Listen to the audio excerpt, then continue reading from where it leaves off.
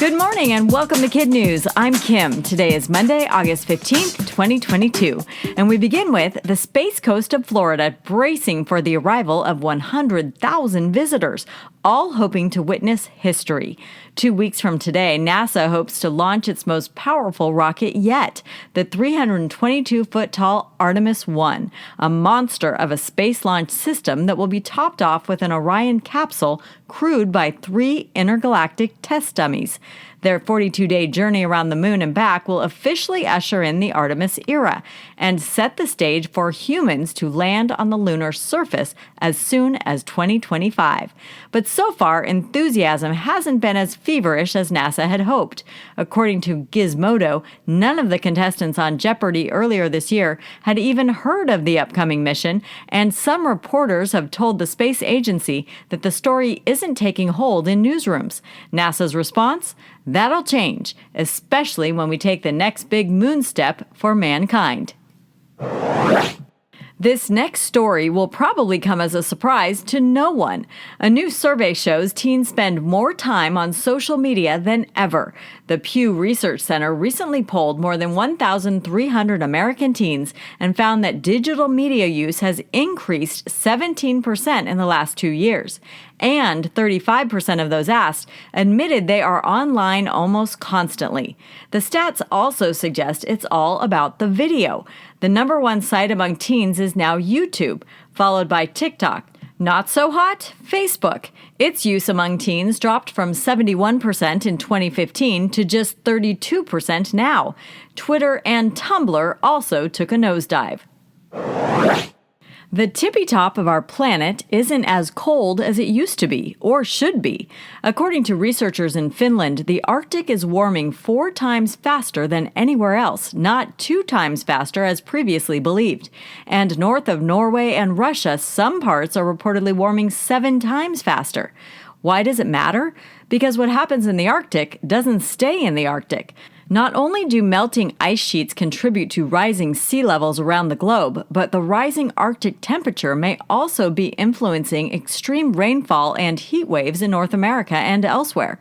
Little changes can make a big difference, though, so if you'd like to learn more about what you can do, check out our Curious About Climate Change page under resources at kidnuz.org.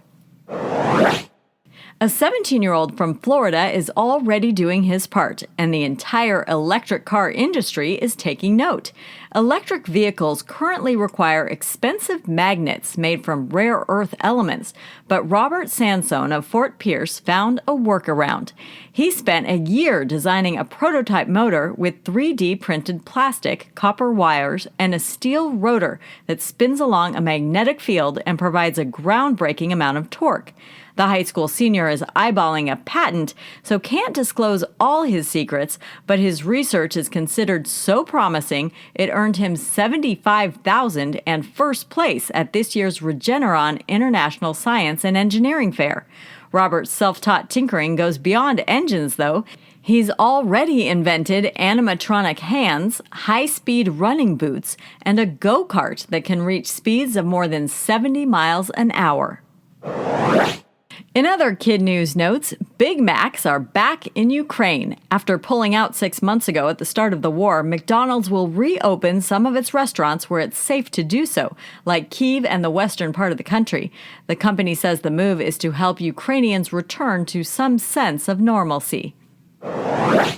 11 from Stranger Things is going to college and honoring her show's fictional Indiana setting at the same time.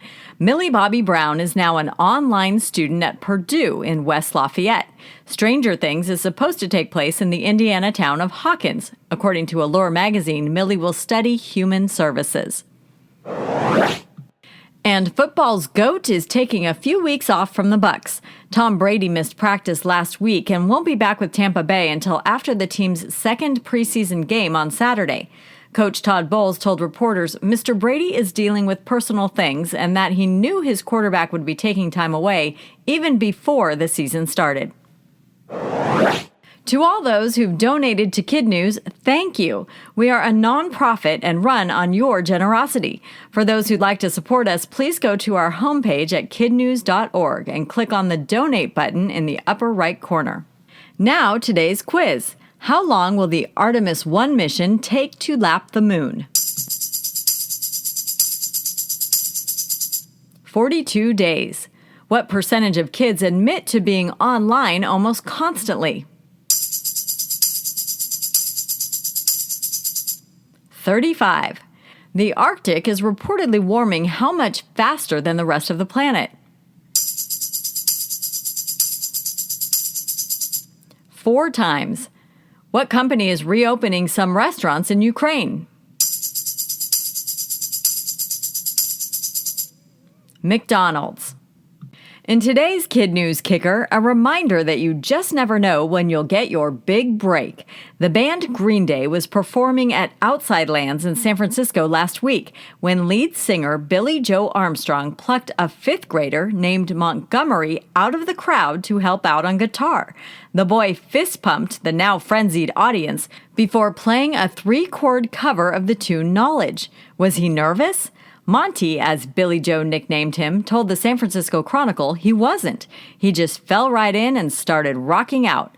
The 10-year-old taught himself to play using YouTube videos, and on a well-timed first day back at school right after the concert, says he was treated like a real rock star. We have some rock stars of a different kind to recognize this morning, starting with Ms. Manessa and her raccoons at Wagner Ranch Elementary in Orinda, California. Ms. Kim and her sentinels at the Arizona State School for the Deaf and Blind in Tucson. Mom of Eli and Briggs at the traveling Casamoto Family School in Duxbury, Massachusetts.